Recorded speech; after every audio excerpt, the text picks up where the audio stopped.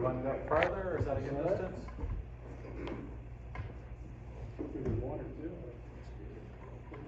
Well,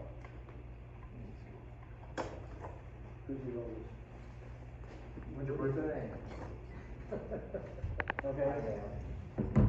Behind my back, I'm holding up a number of fingers. Is it even or odd? Odd. You will be first.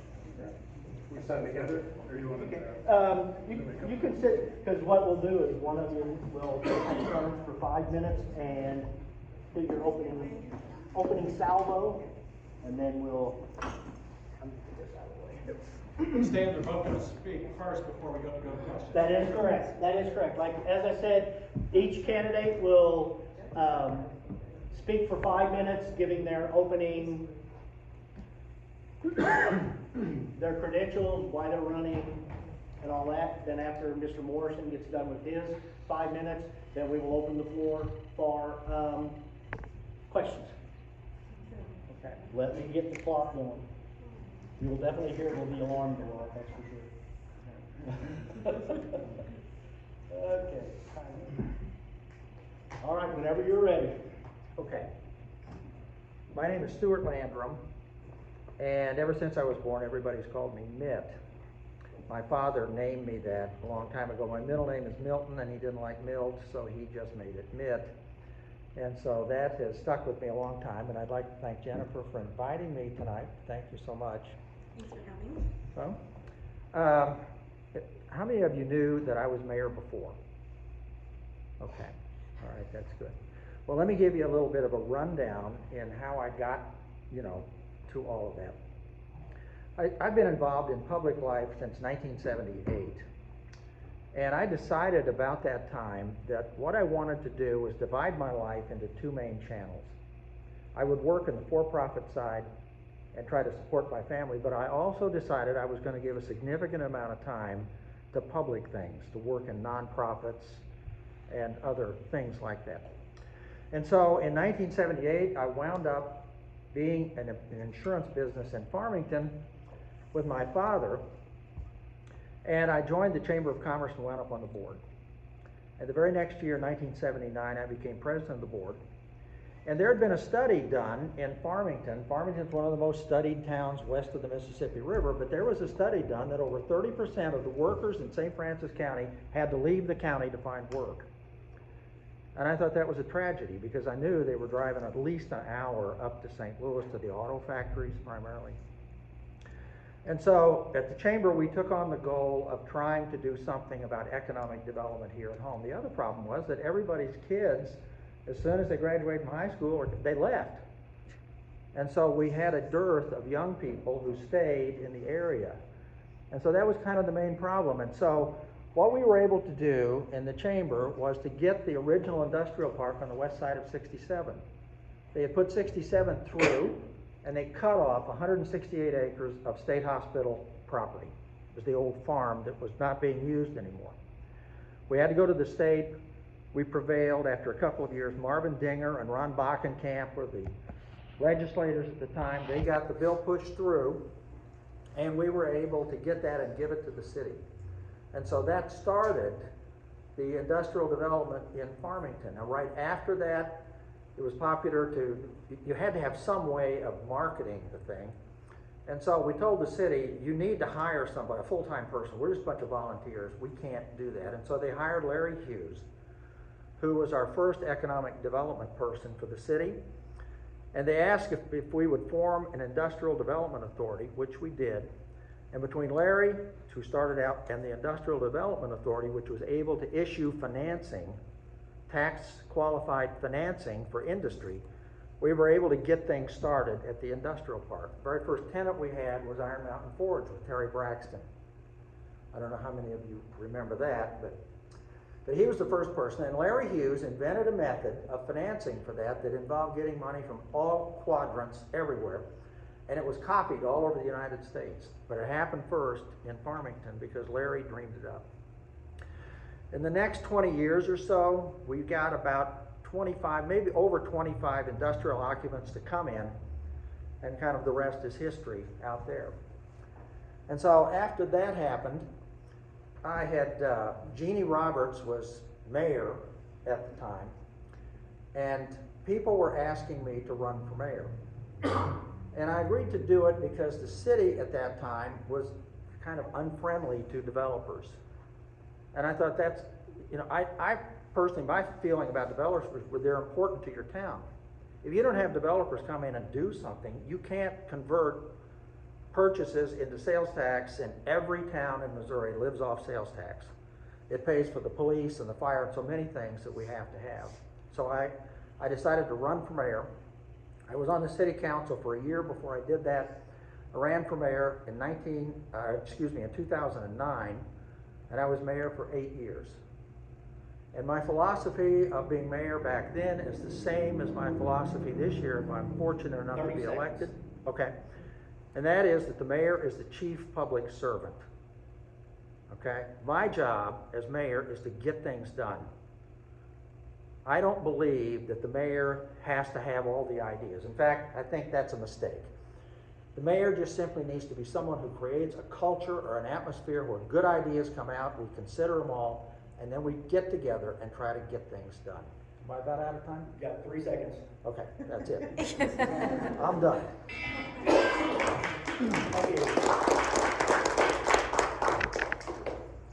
All right, there's something about insurance agents running for mayor. I don't know what it is. Yeah. My name's Chris Morrison. I'm a State Farm agent here in Farmington. I'm originally from DeSoto.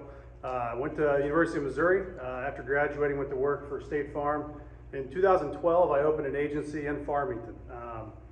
And then started a scratch insurance agency. When I came down, you know, the whole State Farm thing is be a good neighbor. Growing up, my parents, they were very involved in the community in DeSoto. I knew it's something that was important to me. So when I came down, I joined the Rotary Club, joined the Chamber of Commerce, you know, everything I could do to be involved. You know, for me personally, I kind of look at things, I want to always give back more than I take, right? So that was my mindset going in. Also, you know, with my insurance business, I started scratch. So I didn't take over a book of business. I didn't have clients. I also didn't have a lot of money. So how do I get out and meet people, right? So that's where I thought I joined the chamber, joined the Rotary, and I just tried to go grassroots to build that up. My wife Jennifer, who's here, we have 3 kids. I have a 16-year-old son, 11-year-old son, and an 8-year-old daughter. They go to Farmington, in the Farmington School District. We originally, we lived in Festus. I commuted down here from 2012 to 2018. In 2018, we bought a house down here and have lived since. You know, I think what helped me was when I was down here, even though we didn't live here, I was down here a lot, and it was just being involved. I joined the City Council in 2020, and I've been involved in other boards, other clubs.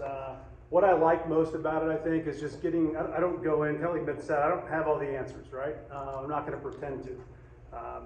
And this was probably something taught in sales. They always told you to seek to understand before trying to be understood. And it's something that I try to do every day. I want to understand someone's position. I think good leaders have 2 things. Someone, you know, smarter than me said this too. They have empathy and they have perspective. So I've always tried to do that, no matter if it's a Rotary, you know, the Rotary, the Chamber, the St. Francis County Board for the Developmentally Disabled.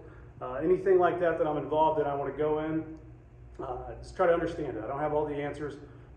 And you know, it's a lot like Mitch said, I think you're going to find we probably have a lot more in common than we have differences. And I think that's a good thing. But I don't have to have the answers. I think it's going in and it's getting the right people at the table. I always joke that I'm probably not going to be the smartest person in the room, but as long as I get the smart people in there, we're going to be okay. And I think I have the ability to do that. I've always tried to develop relationships with people. I want those relationships to be, you know, mutually beneficial, not something where I'm taking from them.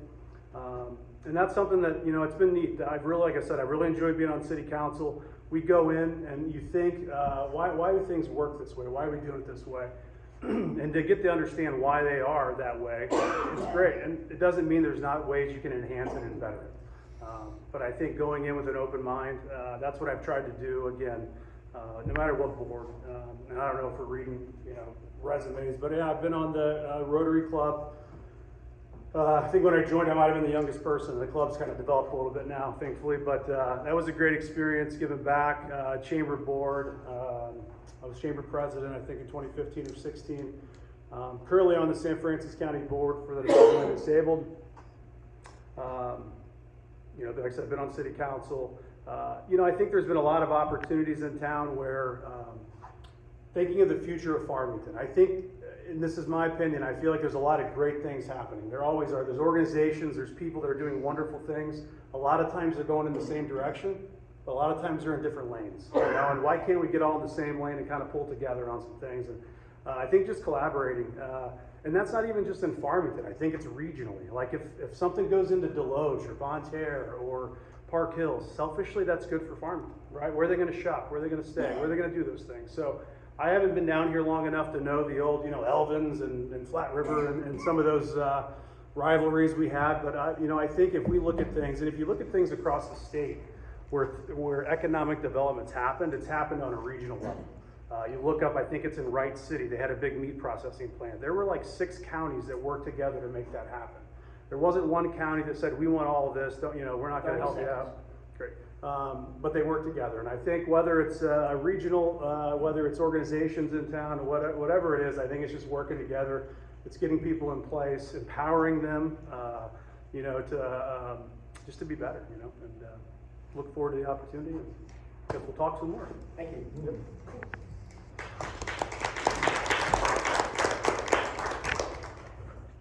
Okay, at this time, as I said, I'll probably be the moderator, so I'll just walk up here and direct stuff. Anybody, if you've got a question, like I said, please raise your hand. If it's for one of the specific candidates, just say, Mr. Morrison or Mr. Landrum, this question's for you. If it's one of those where we'll toss it out there, we'll let each one of them take a shot at that question. So we will now open it up for questions. You guys want to All right, ready to go? Yes, sir. Name? Dan Tucker, Dan. Thank you. born and raised here. I remember met years ago. I left the area for many years. Came back a few years ago. Farmington's grown. I've watched it grow. I grew up here. But over the last few years, and since I've been back, it seems like the only thing that comes to Farmington is more fast food restaurants. We don't need any more fast food restaurants. What are you going to do to try to get some industry to come back? Mr. Landrum, we'll let you take the first shot at that. Okay. I don't know if you noticed, but starting in 1980, when we got the industrial, starting about 1981, the industrial park opened up, we had a bunch of people come in. And then all of a sudden, it just dried up. Suddenly it was, nothing was happening. And what happened was that the state of Missouri altered how they did their marketing. And it affected not only us, it affected every other small town across Missouri. What they did was, they used to have young people who would bring these industrial prospects into town, and we got to meet them face to face and develop a relationship with them. And we would compete with towns in Kentucky and places like that, and we won most of the time. Well, what happened was, the industry that came in would pick off the young people that were working for the State Department of Economic Development, because they could pay them more than the state could. So the state said, okay, what we'll do is we'll set up a third party, and they'll do the marketing for new business, and they won't be part of the state. We'll just contract with them. That thing is called a partnership. Okay? The partnership refuses to bring industry into any small town to meet with the people. They turned economic development into a commodity in the state. Everything is done by email. They want to know your wages, your utilities, the various facts, what have you got for existing buildings, that kind of thing. But you never get to meet them. And because we can't meet them, they never get to see how absolutely urgent it is to us that they come here. They don't get that sense of how important the things that we'll go to try to help them. We can't sell them, okay? And so when I was mayor, we had them down, and I told them, you need to stop doing this. We have some resources. We'll put up some of the money to get them in town, or we'll come up there to meet them. And it's not only for us, there are other towns all over the state, they're in the same boat, and they refuse to do it, and they still refuse to do it to this day. And because of that, If you look at 20 years of their economic development in the partnership, there's hardly any in outstate Missouri. It's all in St. Louis and Kansas City. And that's what we have to stop, okay? I've talked with Dale Wright about it. I've talked with others about it. Do something about this. They don't know how to sell Missouri, small towns. I don't think they really care about us, to tell you the truth, but that's why economic development dried up from that perspective. And so we just don't get to see the prospects. We need to stop that. Mr. Morrison? Yeah, I mean, I think that hit on some great points. It's not, you know, you used to be able to get him in town, he would take him to dinner, and you'd show him Farmington, and if someone sees Farmington, they're gonna fall in love with it, right? I think it's getting that regional attitude about it, you know? I mean, the state of Missouri has put millions and millions of dollars into the port in Herculaneum. Part of that is because there's a James Hardy siding complex going at the old airport in Crystal City. It'll probably be 2 years until it's done, right? And it kind of goes back to like Iron Mountain Forge, you know, that came in, but what other businesses spurred off that? Was it Forte or SRG? One of those two, you know, you get someone like that regionally, and then can we appeal to them on why they should bring maybe companies they partner with to our area? And I think it's just going out and through the IDA and other areas is talking to our regional neighbors and seeing how we can help and putting us on the map. It goes back also, I mean, like this stuff is done by developers out of state a lot of times, but how do we appeal? I think the city invested, it's probably been 3 years, maybe 2 years ago, in something called Pacer AI, and it's the same system or a similar system that a lot of developers use to see which markets they should go into. And that data shows us that, you know what, the Starbucks is like one of the highest performing Starbucks in the region.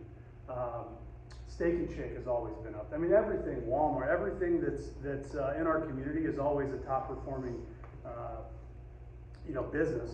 And I think letting developers know that. The other thing is Farmington has, you know, the county has X amount of residents, but the people that come to Farmington for doctors, to shop, it's a region. It's down to, you know, Marquand, Piedmont, all these people are coming in. And I think it's when you're talking, when we're reaching out to those folks, making them understand, you know, who's coming here to shop. So I think, I don't know why there's been a lull. I think that's a lot of it. I think we're starting to get to a point where, you know, we just got to make sure that we have a lot of things to sell. We have a great airport, you know, we have a strong school system. I think it's just us getting out and marketing ourselves. And that's, you know, again, with our neighbors regionally, when there's something going on, it's with Dale and Mike and Becky, you know, on the state level. We just have to be a little more proactive. I think in the older days, we could maybe be a little more reactive, and if we could get them into town, it would sell it, but we have to get out and kind of push that a little bit, I think. I'm gonna bounce off of Mr. Tucker's question. I mean, I guess it's more of a comment. I'm just gonna kind of toss it out here. But,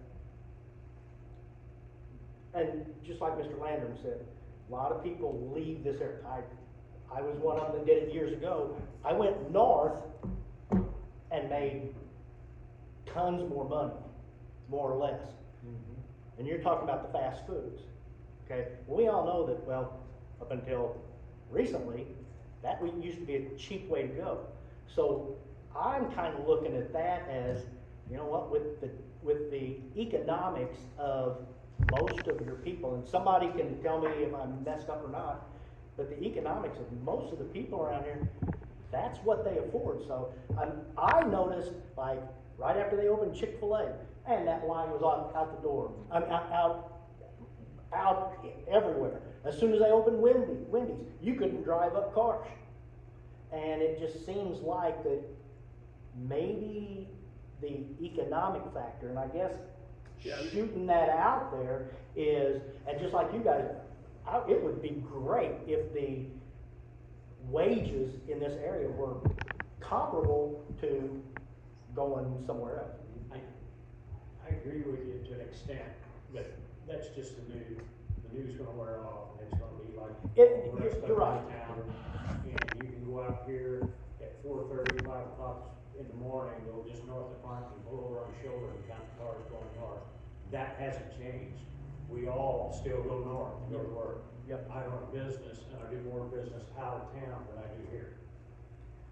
It's just a fact. But I would, just to kind of make a comment about that, I mean, I don't think if there were a lot of mom and pop type places instead of fast food, I mean, they wouldn't be excluded from being in Farmington, so I think that that might be a part of the issue, is that there aren't a lot of people scrambling to.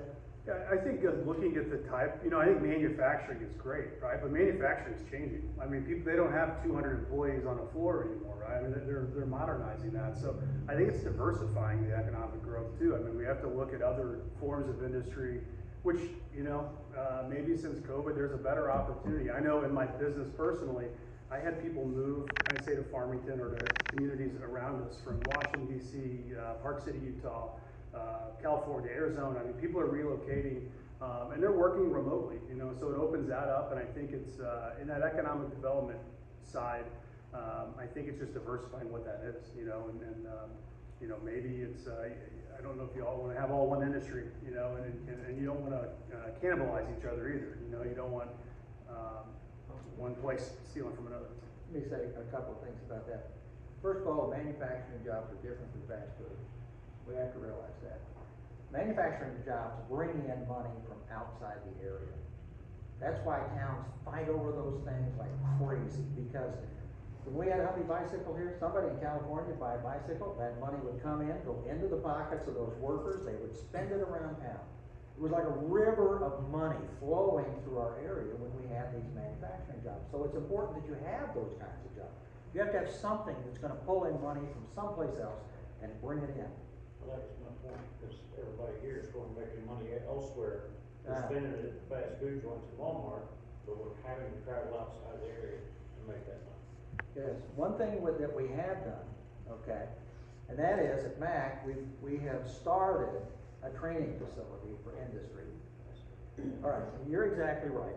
The average family wage outside of 63640, 63640 is like a middle class bubble surrounded by Appalachia. Outside of 63640, the average family income is 10,000 below the state average for a year.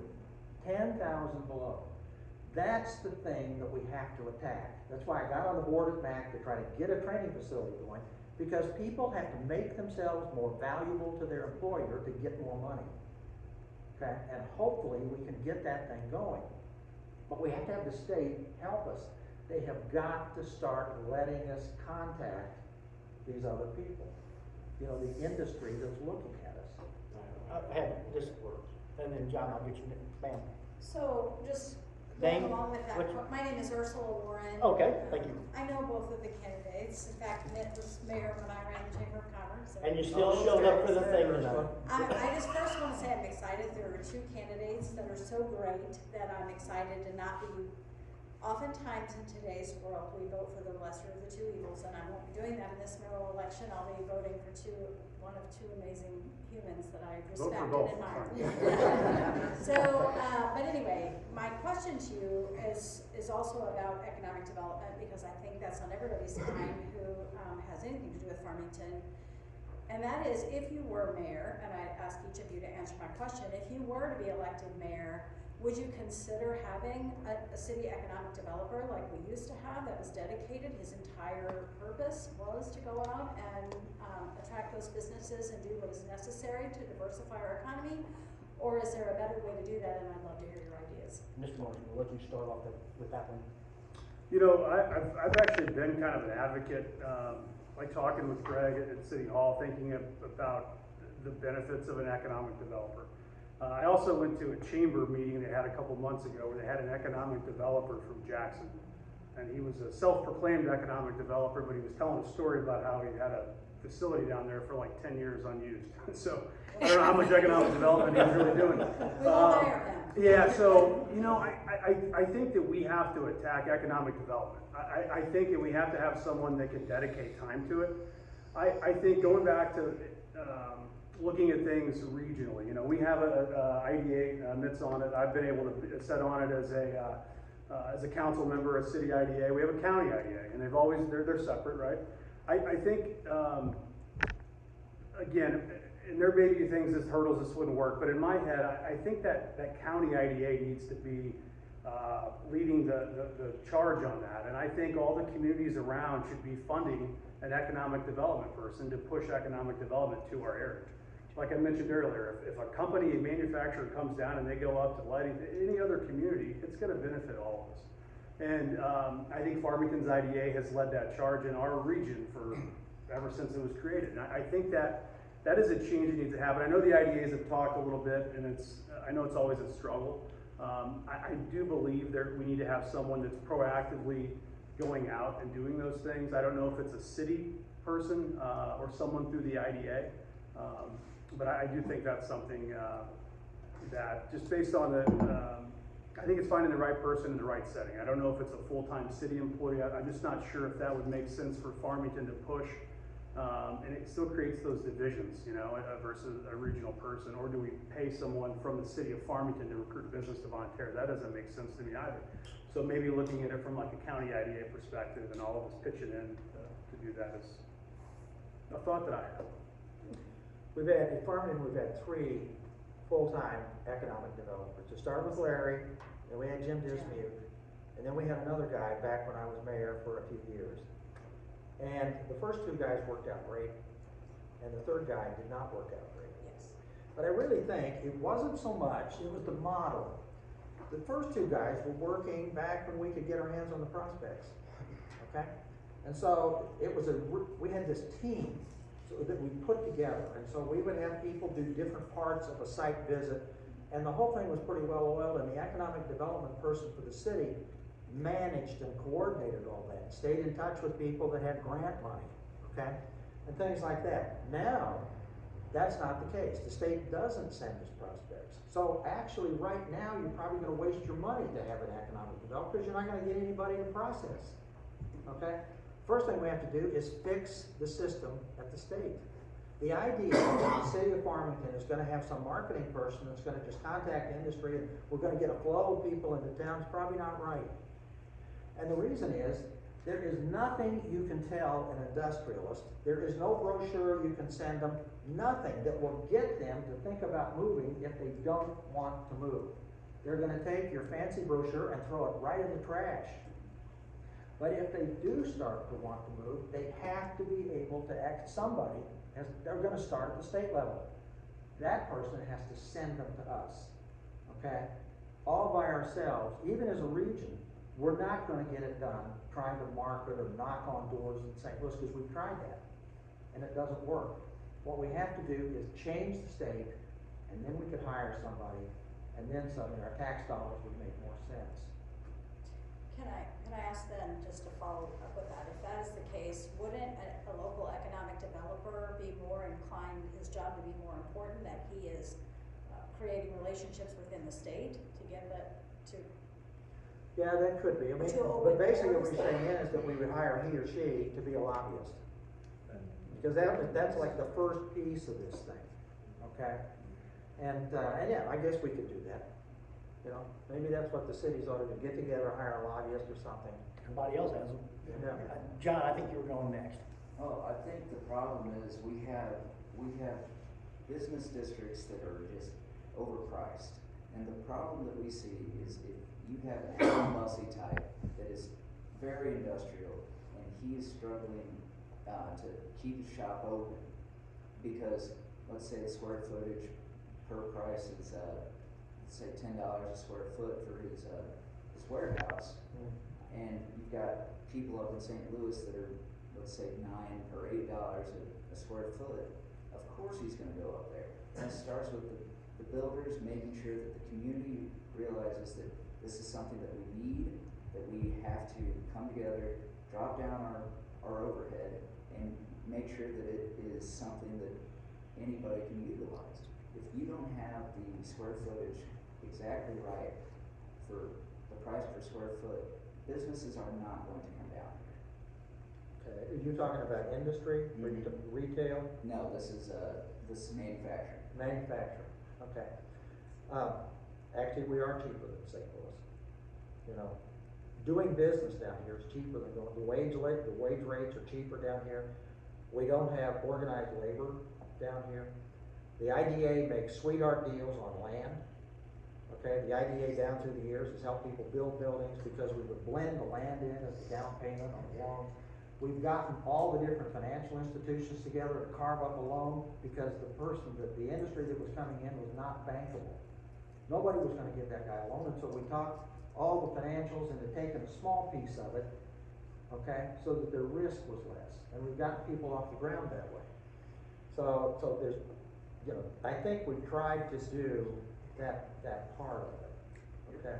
I think the thing now is having the space. I mean, that's a big IDA issue, is having enough space if somebody wants to come down here. We're kind of running out.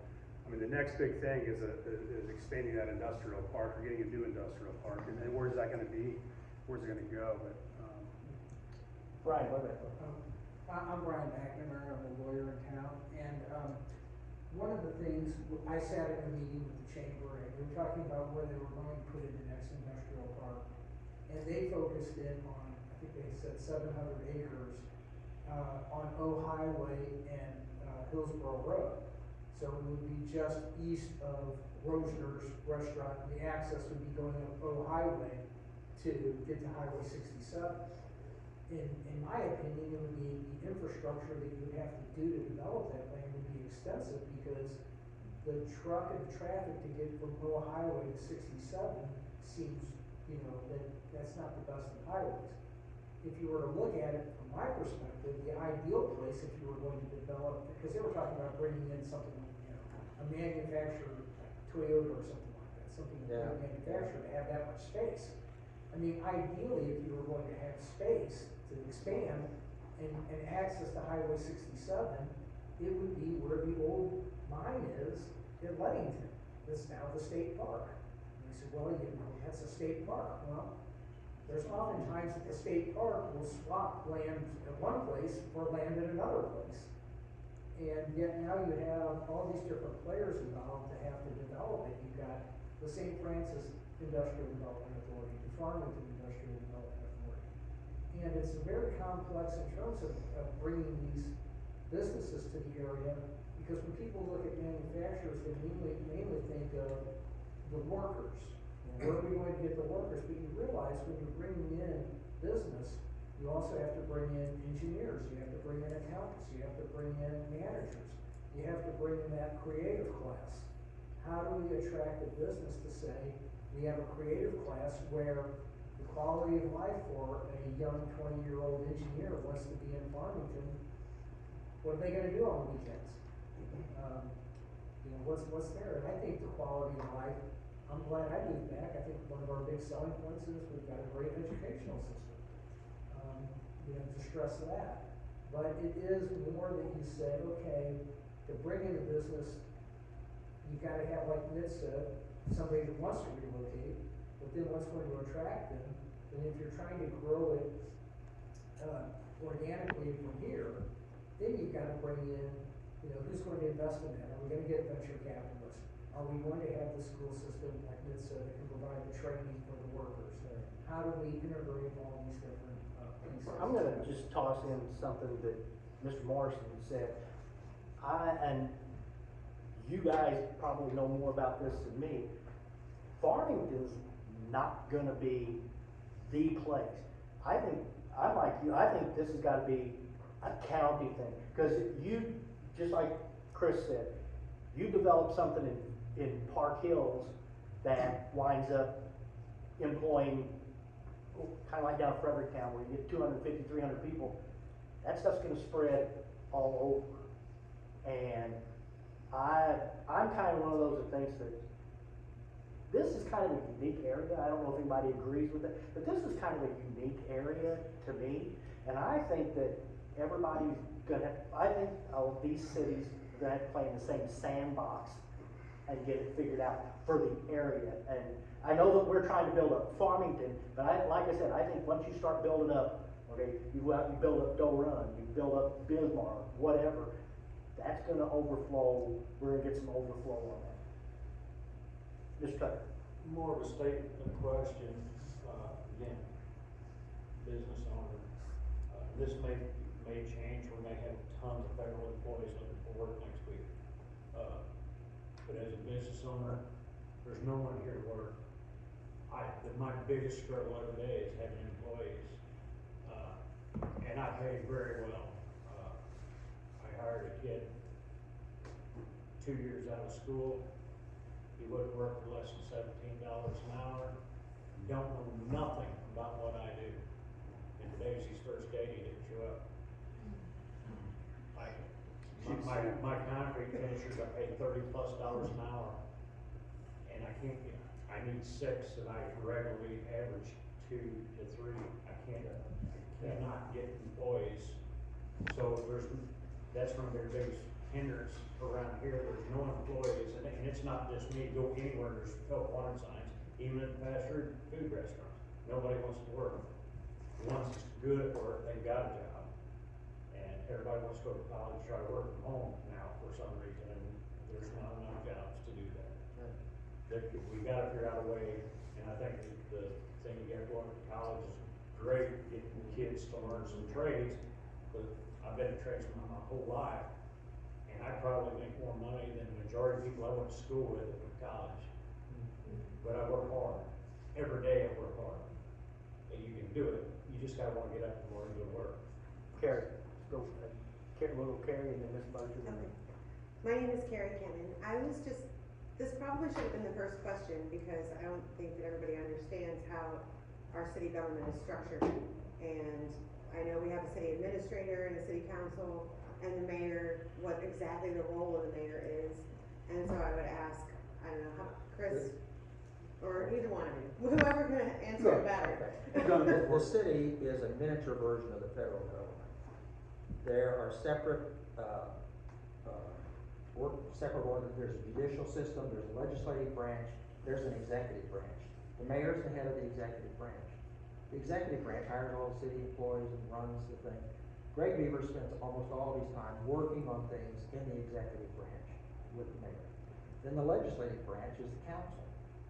And the council passes the budget, the council brings in intelligence from, around the city and so forth, but it's like Congress.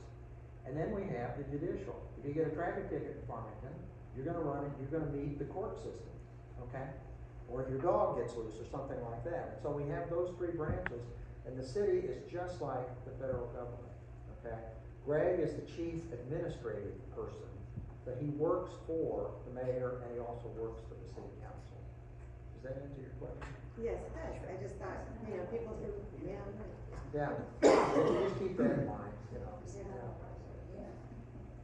Ms. Mosher. This is changing the subject.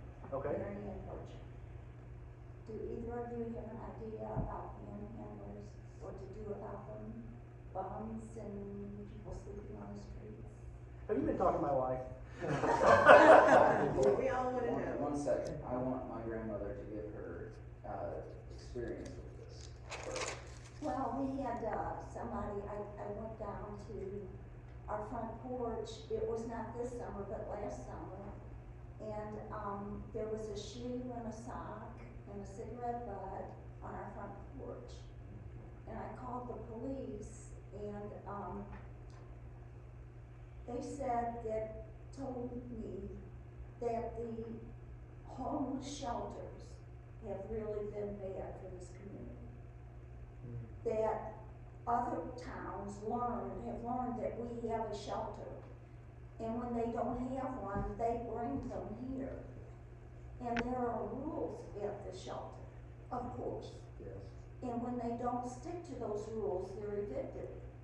And then they walk the streets, and so this is what we tried to do something good, but had bad results. We also had a man break into, at 7:15 in the morning, break into our front. I heard noise, and there was a man in our hallway. Broke into your house? Yes, broke I didn't lock the door, but I had a chain on it, and he pushed, and broke the chain, and he was in our hallway. But do you have any ideas about what to do about, we've lived in our house for 62 years tomorrow. Yes. And we've seen what's happened here. This didn't used to exist here. Do you have any ideas of what to do about it? And if I had the answer, I don't know if I'd be working on it. I Yeah, no, I think, and Mitt talked about, talking to state and federal folks and things. I don't know if there's a community probably similar to Farmington around the country that doesn't experience this right now. I mean, anywhere you go, you see it. And I struggle because you want to have compassion for people, right? But you want to be safe in your community. And do we treat the symptoms, or do we try to treat the cause? And when you read statistics, what percentage of homeless people are veterans? We want to take care of our veterans. We want to take care of people that have mental illnesses or have drug issues. How do we do it? The problem is that there's no funding for it. The reason they're not taking them at the hospital and giving them treatment, there's no money by the federal government, state government to treat those things. The other thing that happened was like the Larry Rice camp in St. Louis shut down. They used to always send folks up there. Well, they stopped doing that. They closed it. No one's sending them up there anymore. They sent a bill back in 2015, I think, with, how long you can hold somebody. That's changed. The police arrest them. They have to let them right back out.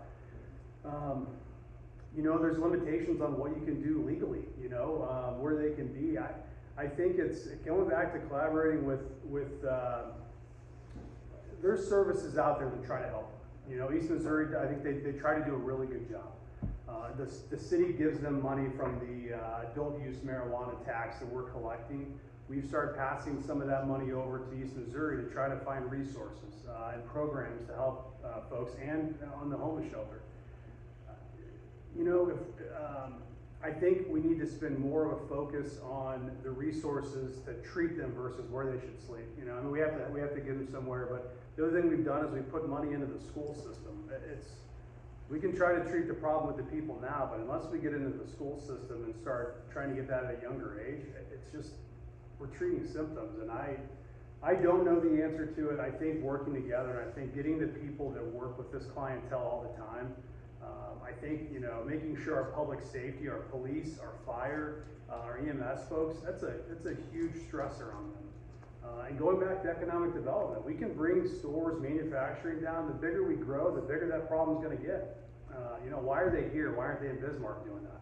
Well, it's because we're a bigger town, But I think, what's that? It's because we have the resources. Absolutely, you're right. But and you're right. Have they? I don't want to accuse the wrong person. I think it was the Madison County Sheriff, maybe it was someone in Marquand. We found one of their deputy vehicles out at Spokes dropping somebody off that they had.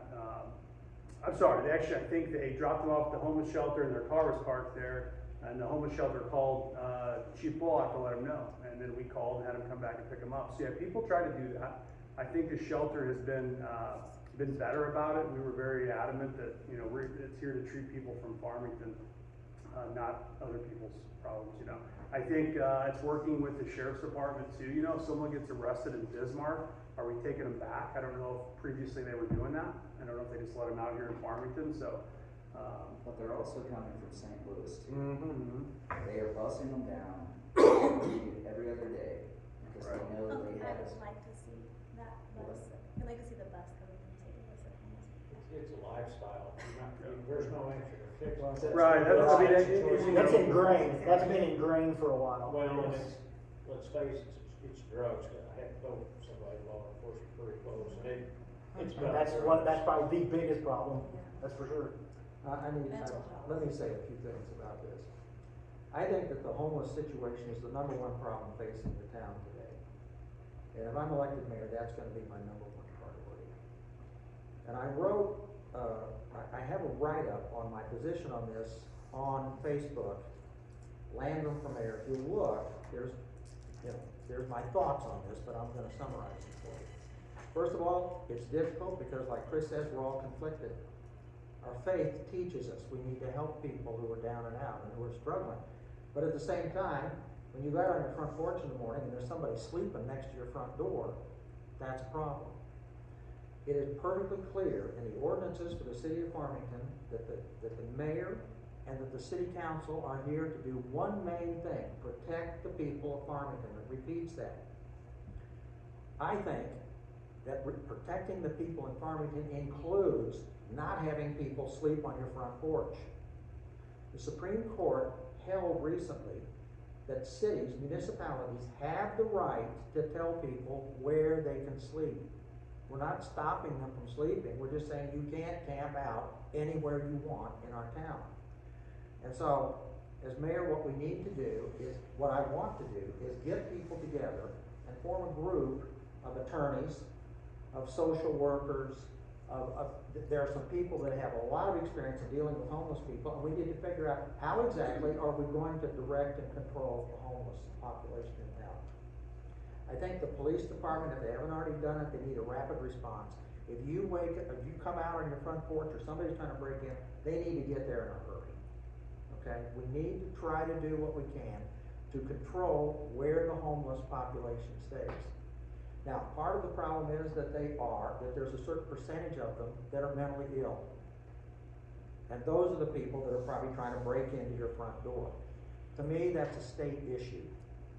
If we could just start treating the mentally ill people, a certain percent of the homeless population would disappear. Okay? So that needs to start at the state level. And that's one reason why I proposed joining back with the chamber. The Chamber of Commerce has more influence in Jefferson City than the city of Farmington does. And the reason is they're the ones writing the checks to the politicians. This is a problem you take in front of the politicians. The bureaucrats up at the state aren't going to get it done. And the city tends to deal with bureaucrats more than elected officials. Whereas the chamber, as soon as the chamber finds out there's a problem, their first thought is, well, who are we going to call? What elected official? And so we need to get our chamber and the city to pull together and go to the state and join with other cities and say, you've got to start doing something about this.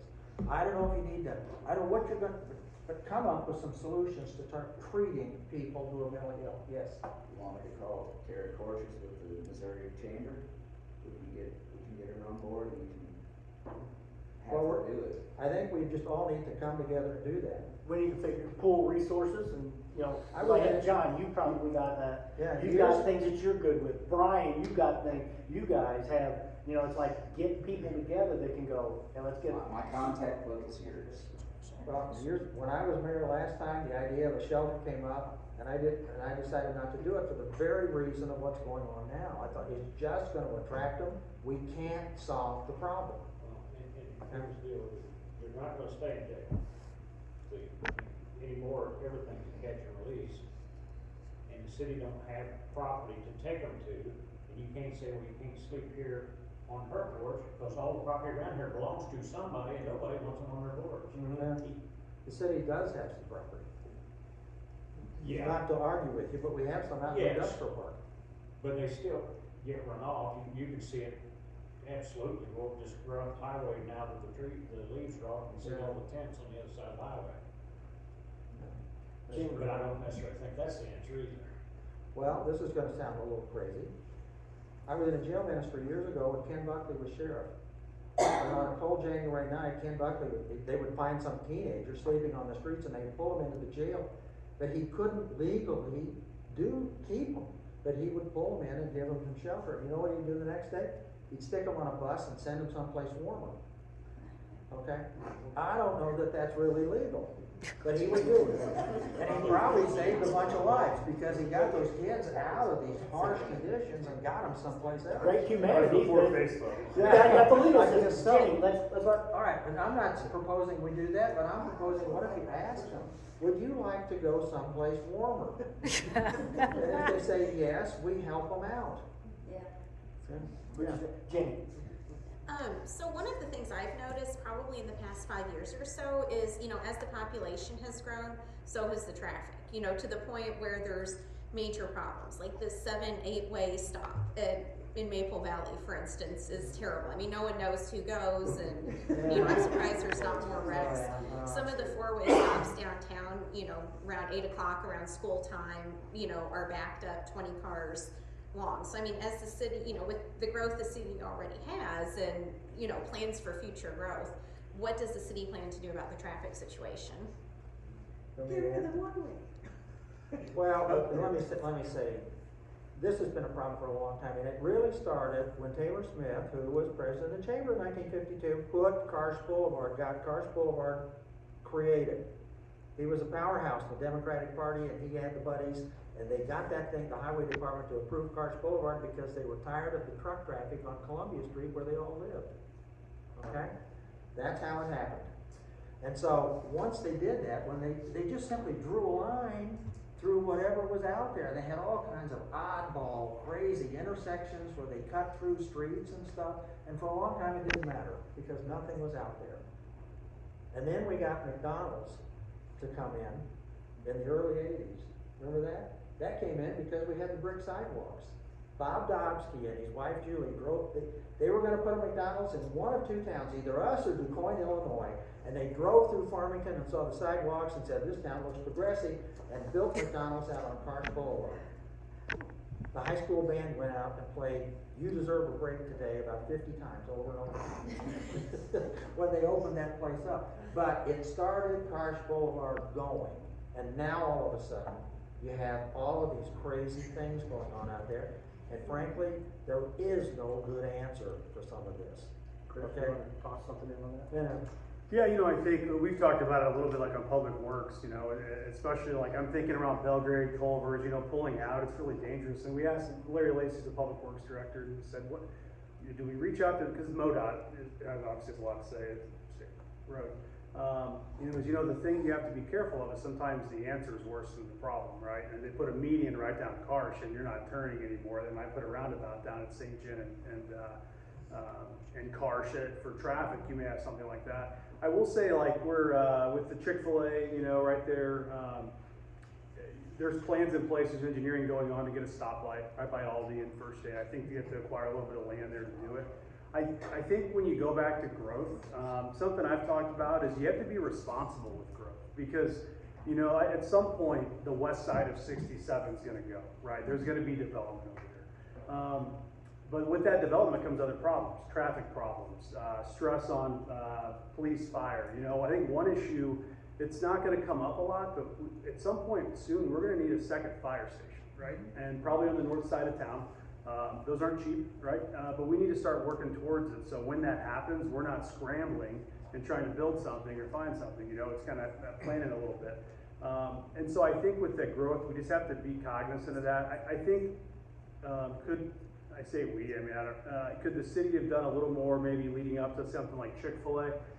Maybe. I think they're working on it. Part of it's tough because it's developers. They're not really getting stuff out to you. You know, you kind of know, but you don't know if it's going to happen. Then it does, and it moves quickly. But I think that traffic is something that comes up a lot on Public Works. I think the current council has been very,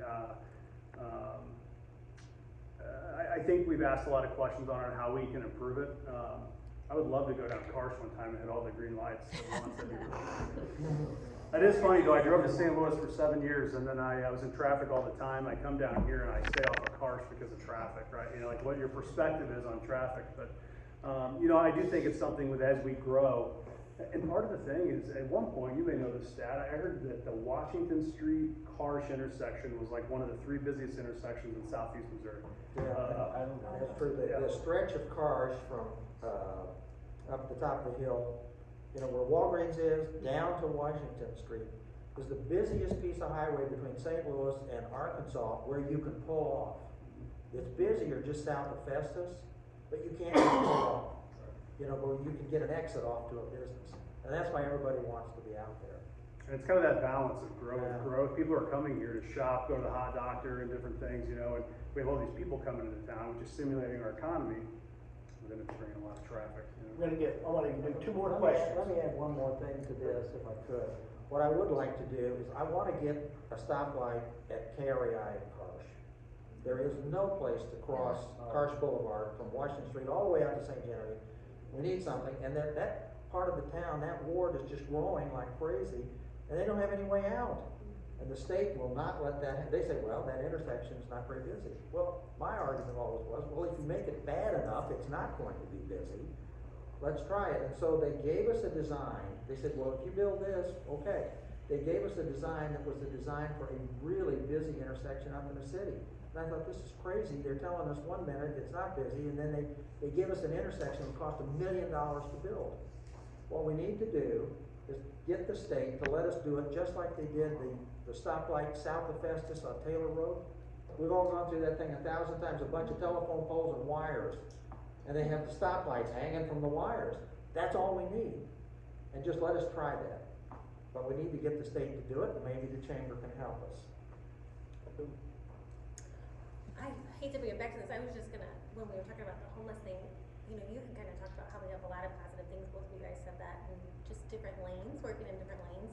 I'd love to see, we take for granted the incredible resources we have of quality social workers in our area, quality mental health professionals. We have our police department, we have a lot of things kind of working separately, like our homeless shelter, that's a vital resource. We're categorizing, or making a generalization of people that are homeless that fit into very specific categories, whether it's a drug issue, a mental health, you know, people committing crimes. There's some differences there on how they should be handled, and so if we could streamline when you said, like, when we're responding to a call, to have those resources right then and there, instead of just trying to come up with a quick solution. That's something that's all here. We don't have to, we might need to expand it, but like, that would be something I would recommend you guys kind of really focus on, streamlining those services versus get rid of the homeless shelter, get rid of this, maybe just streamlining those resources we have so we can truly help people. I should listen to you. Well, Vesta, did you have a question? Well, I was just going to comment about with the mental health and that as a deputy public administrator for 36 years and now I'm the elect, I've seen a big, huge change over the years in mental health and your dual diagnosis treatment. And a lot of these people that we're experiencing running through our towns are both in that mental health and drug abuse and that. And it is a hard thing to treat. It is hard to get them in. We're finding pushback from closing our state hospitals, that the emergency rooms and the doctors that are telehealth and that. So things are just getting more difficult in treating mental health. We have plenty of resources in our area, and I think that's why we do get a lot of that here, because we do have that in our area, and it is a good resource. But we need to keep pushing state to open up beds in hospitals and places for these individuals to go for long-term treatment. When the mental health center here in Farmington was open and someone could go there for a 21-day commitment or longer, those people got true help and help that was needed, necessary, and they came out and they were able to succeed in their mental health, and they don't have that now. It's very hard to find. They have to commit criminal activity, crimes, to get into those places to help them. So that's just Chrissy, my did you opinion have? on that. Did you have? Yeah, I have a concern. As a homeowner in Farmington, there's a significant number of apartments in Farmington. Of what? Apartments. Okay. And I mean, I can't cite anything specific, but there are studies that indicate when you get an imbalance of apartments versus homes, it can have a negative effect on the community. And I'm incredibly concerned about that. So my question to you is, are you concerned? I don't have anything against apartments, but it seems to me like we're dangerously close, because the issue is not that we have apartments, it's that those are temporary dwellings. They're temporary dwellings. So invested in the community. that's exactly right.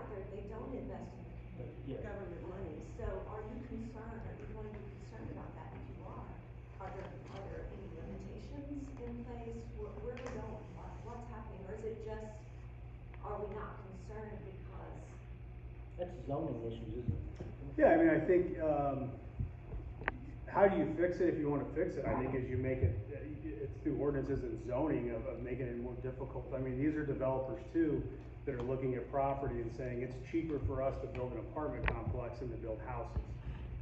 And I think the problem you have, and you know, it's a challenge on how to fix it. I think it's like working and seeing how do we go about and make it favorable for you know, for developers to build homes in town, but also, do you guys want to subsidize developers building homes, right? That's a big problem that the city's going to have to deal with over the next, I mean, starting now, is right now, if someone wants to put in a subdivision, we pay the electric. We put it in and pay for the materials.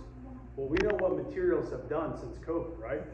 And then the challenge to get those materials. So all of us are paying for the developers when they put the subdivisions in. And you know, like Capias, the subdivision over on Pine Street, it's beautiful.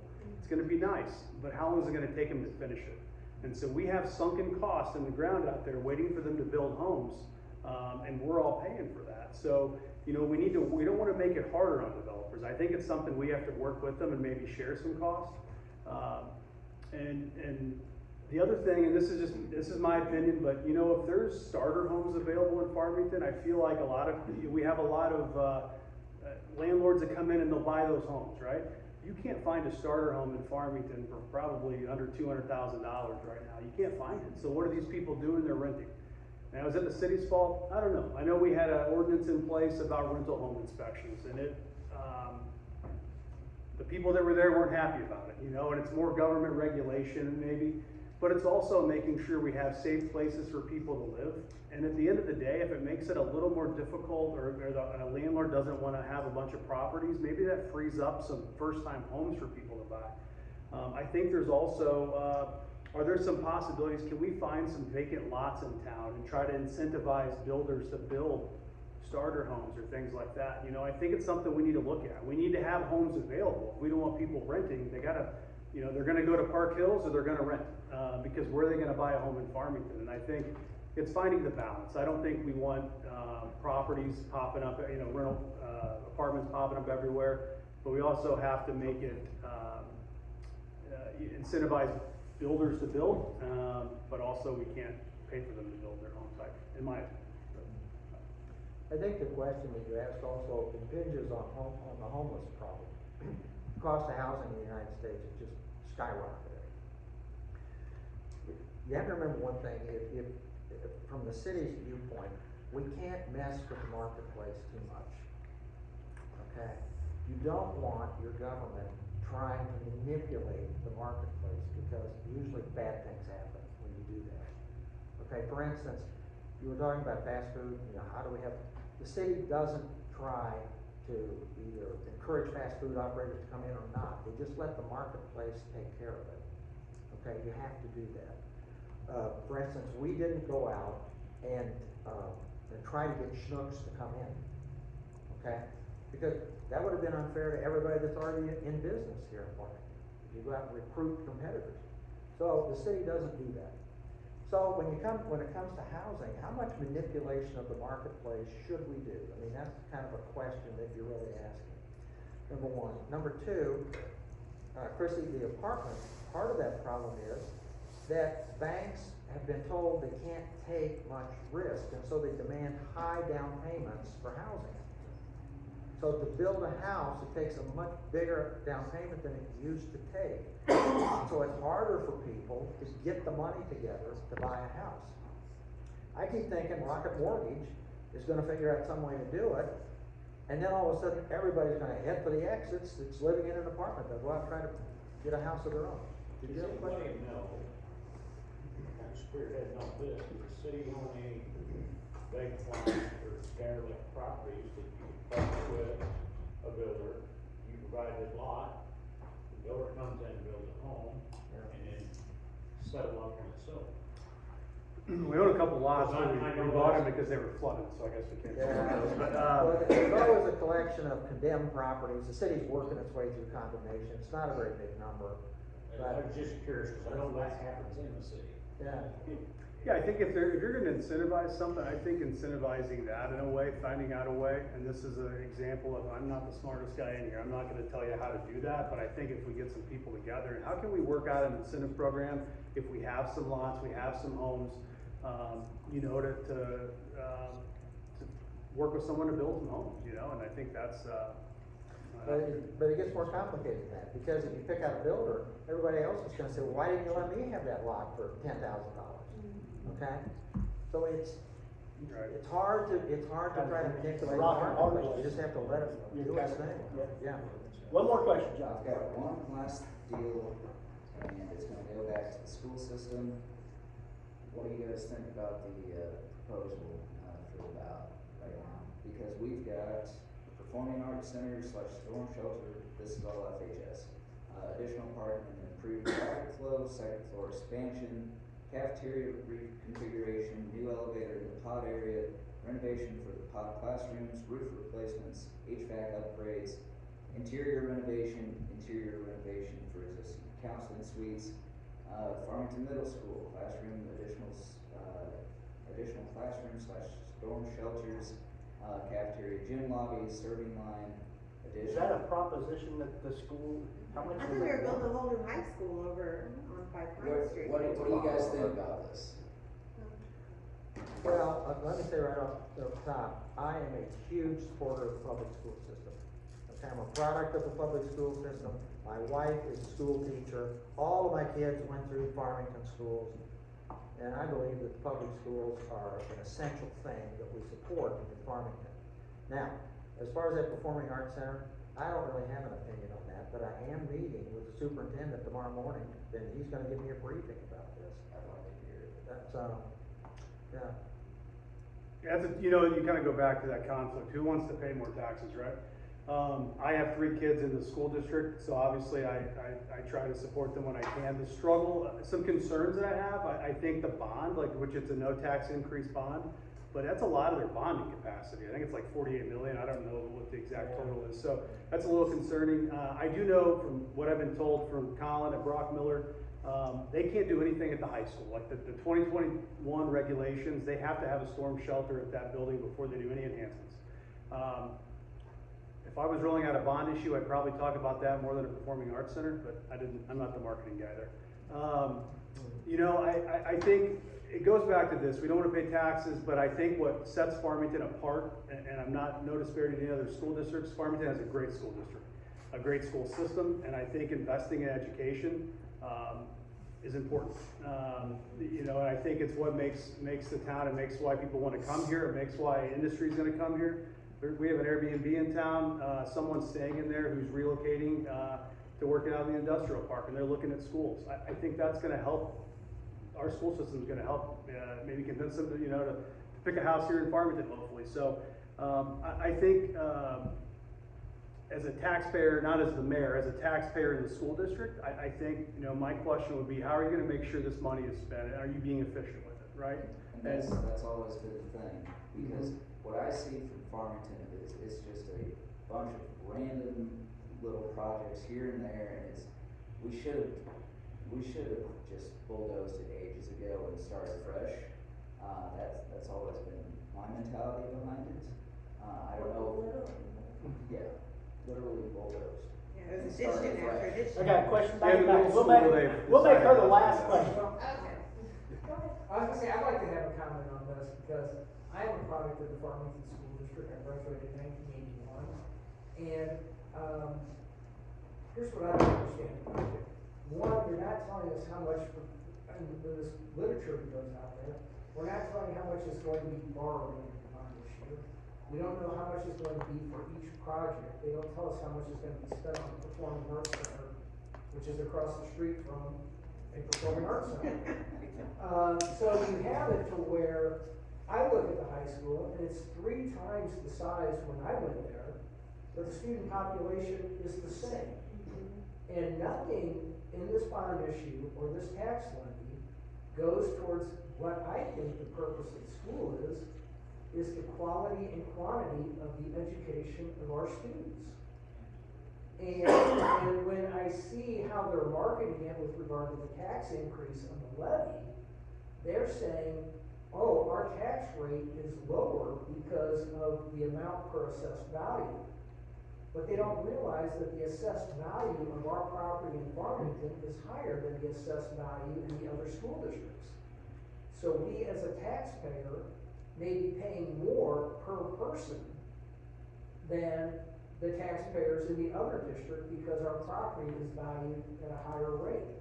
Also too, they don't say how much faculty is per student in terms of the pay. Because we have a lot of people on staff at Farmington that the other school districts don't have, simply because we have a TV station.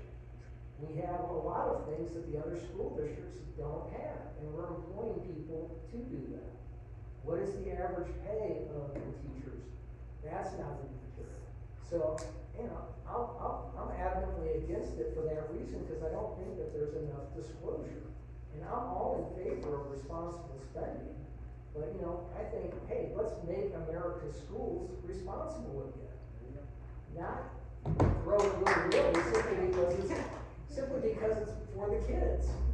You know, and I not only graduated from it, I had 2 kids that graduated from it. They both did exceptionally well.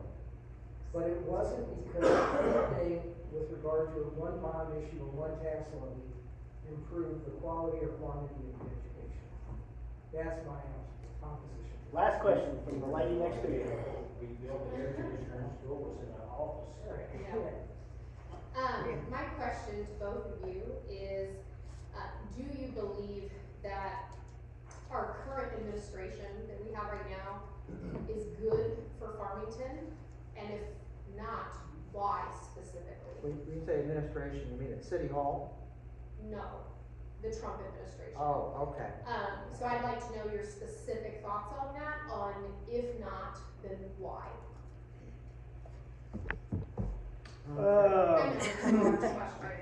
You know, I mean, there's obviously, there's a lot going on, so I think there's some things that could happen that trickle down to us. I mean, if you're talking like deregulation type stuff, I mean, one of the issues Mitt's talked about is the water deal, you know, with EPA. There's some rollbacks on that. It's going to roll down and affect Farmington as far as in a way that, you know, saves a little bit of money. To be honest, I don't know if day to day, I don't know if it changes a lot. I don't know. I mean, I think there's not been many things in the last 4 years that I feel like the administration previously, you know, changed. There's probably some regulation stuff that came through, you know, trickling down through public works or through other things that we had to consider. So, I mean, I think if you look at that, there's probably some of the regulation stuff. I can't tell you specifically what it would be, but I know that when you're talking water, sewer, electric stuff, you know, there's some big expenses that we have that I think that would probably be affected. I don't know, you know, pricing on things. I don't know. I don't know how the tariffs, if that goes through, if it would help or hurt. It's not really something I'm sure I can answer. I know that. You know, just speaking of utilities, this may not be off topic, but if we replace 1% of our water system, it's like $2.5 million, right? And that's 1% a year, $2.5 million. Does that number go up or down with some of the changes he can make? I don't know. Mitt, you tell me. Well, first of all, I've been watching what's been going on with the Trump administration with a lot of interest.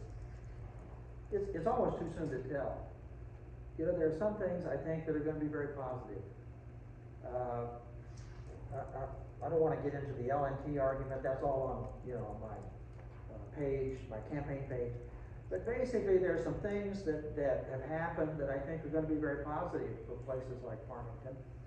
One is the Chevron doctrine was overturned. Okay, Farmington has had regulations applied to it. We had no due process. There was no appeal. If we thought it was crazy, too bad. They were going to fine us out of existence if we didn't comply. That's not true anymore. With Chevron, you have due process. With Chevron gone, you can take it into court and try to get a remedy for the thing. And I think that's a very positive thing, not only for Farmington, but for other towns.